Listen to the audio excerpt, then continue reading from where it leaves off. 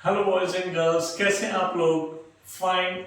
उम्मीद है आप सब लोग बहुत अच्छे से पढ़ रहे होंगे, अपने एग्जाम्स की तैयारी कर रहे होंगे। Myself Rajiv Khera. आज मैं कुछ ट्रेंडिंग क्वेश्चन डिस्कस कर रहा हूं आपके साथ जेईई मेंस नीट के लिए।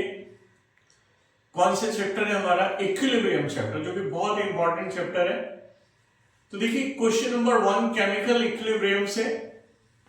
क्वेश्चन नंबर 1 क्या कहता है? The value of K64 at 800 Kelvin for the reaction and 2 plus 3H2 gives rise to 2NH3.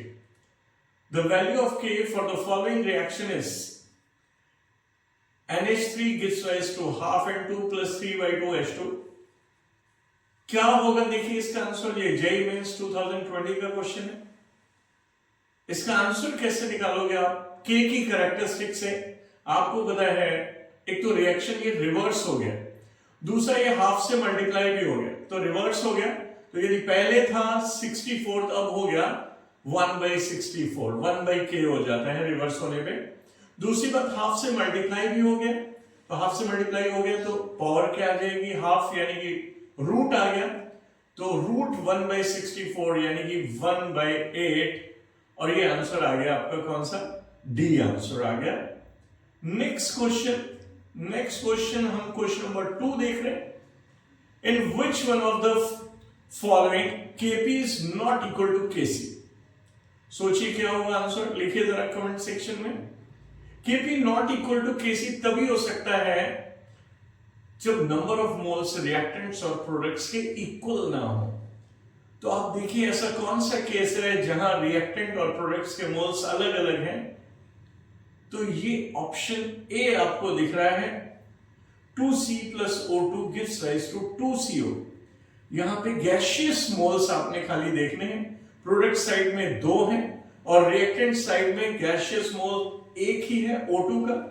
तो इस वजह से Kp Kc के बराबर नहीं हो सकता, क्योंकि नंबर ऑफ मोल्स प्रोडक्ट्स और रिएक्टेंट साइड में अलग अलग हैं। कौन से? गैसियस लेने पड़ते हैं, सिर्फ गैसियस।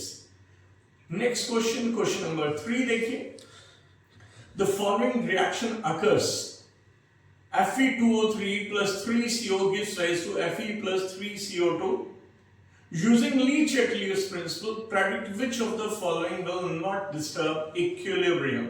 कौन इक्विलिब्रियम को डिस्टर्ब नहीं करेगा? तो जेईई मेंस 2024 का क्वेश्चन है ये। ए ऑप्शन है रिमूवल ऑफ CO को आप हटा दीजिए। बी ऑप्शन है रिमूवल ऑफ CO2 हटा रहे हैं आप, कार्बन डाइऑक्साइड। सी ऑप्शन है एडिशन ऑफ CO2 ऐड कर रहे हैं, और डी ऑप्शन है एडिशन ऑफ Fe2O3। अब देखिए इसका आंसर क्या होगा? इसका आंसर होगा डी, क्योंकि डी Fe2O3 जो है वो सॉलिड फॉर्म है, और सॉलिड फॉर्म में यदि रिएक्टेंट या प्रोडक्ट आप ऐड करते हो तो इक्विलिब्रियम पे कोई भी इफेक्ट नहीं पड़ता है। ओके, बहुत अच्छा कॉन्सेप्ट है। नेक्स्ट क्वेश्चन है क्वेश्चन नंबर 4। क्वेश्चन नंबर 4 क्या कहता है?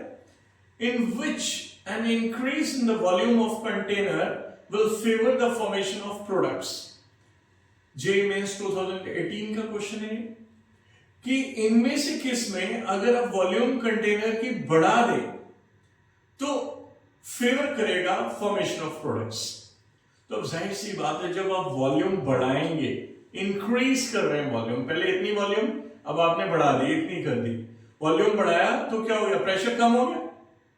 वॉल्यूम बढ़ाया तो प्रेशर कम हो गया, और प्रेशर यदि कम होगा तो आपको पता है इक्विलिब्रियम उस डायरेक्शन में शिफ्ट होता है जहां नंबर ऑफ मोल्स बढ़ जाए।